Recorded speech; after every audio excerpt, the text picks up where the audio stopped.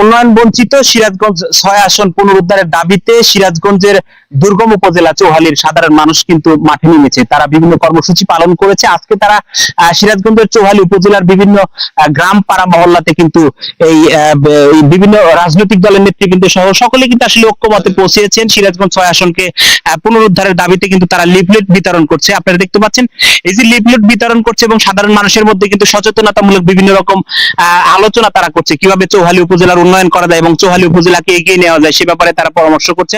আমরা একটু একজনের সাথে একটু কথা বলবার জন্য চেষ্টা করছি।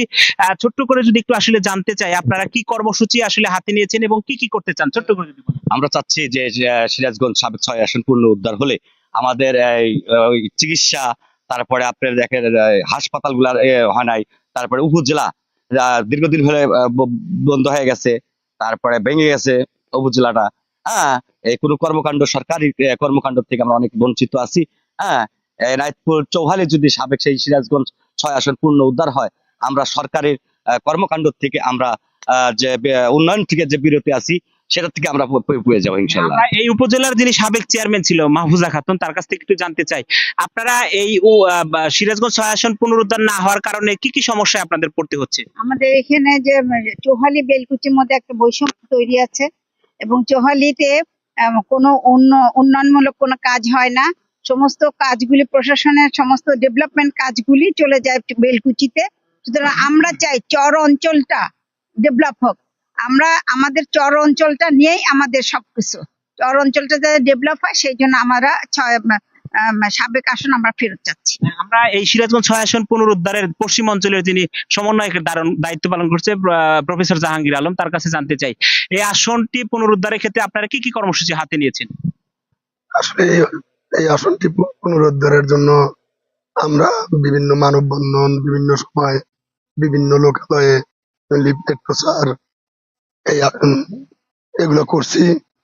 এতেও যদি নির্বাচন কমিশন আমাদের আসন পুনরুদ্ধার করে না দেয়, প্রয়োজনে নির্বাচন কমিশনারে মানচিত্রবিদ নিয়োগ করুক, যে কোথায় বেলকুচি, কোথায় চৌহালি, কোথায় শাহজাদপুর, কোথায় পূর্ব শাহজাদপুর। মানচিত্রবিদ নিয়োগ করলে তাহলে নির্বাচন কমিশন বুঝতে পারবে যে আসলে আসনে একজন সেই প্রত্যাশা আমরা করছি। আপনারা দেখতে পাচ্ছেন বিভিন্ন শ্রেণী পেশার মানুষ তারা কিন্তু এই লিফলেট বিতরণ কার্যক্রমে অংশগ্রহণ করেছে। আমরা আরেকজনের সাথে একটু কথা বলতে চাই। সিরাজগঞ্জ ৬ আসন পুনরুদ্ধারের ক্ষেত্রে আপনাদের আসলে দাবি কি কি মূলত, যদি একটু ছোট করে বলতেন।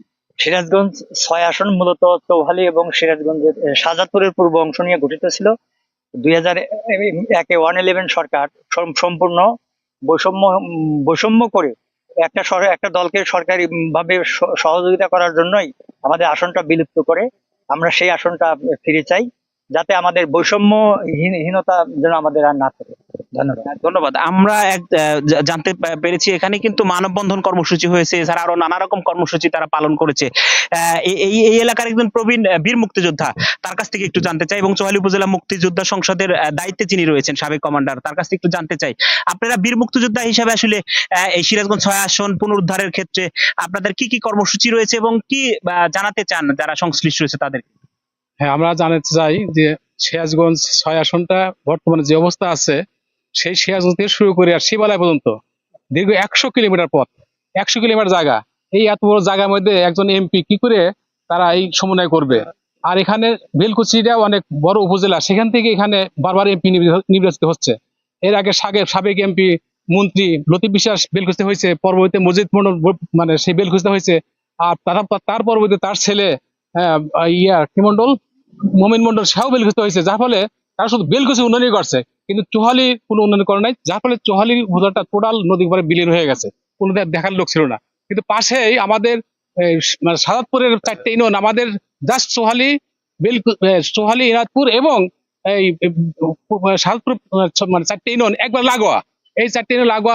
আমরা যদি এখানে মানে কোনো ভাত খাই, আমরা পুলি ফেলি শাহজাদপুর 4টে পূর্ব 4টে ইউনিয়নের মধ্যে। হ্যাঁ, কাজে এই লাগোয়া শাহজাদপুরের 4টে ইউনিয়ন, ইনাদপুর থানা এবং চৌহালি থানায় যদি আমরা খুব কাছাকাছি ক্লোজলি ভাবে এই ভৌগোলিক ভাবে এই নিয়ে একটা সংগঠন আগে যেভাবে ছিল সেভাবে করি, তাহলে আমাদের বৈষম্যহীন, যাতে আমরা বৈষম্যহীন অবস্থা না থাকি।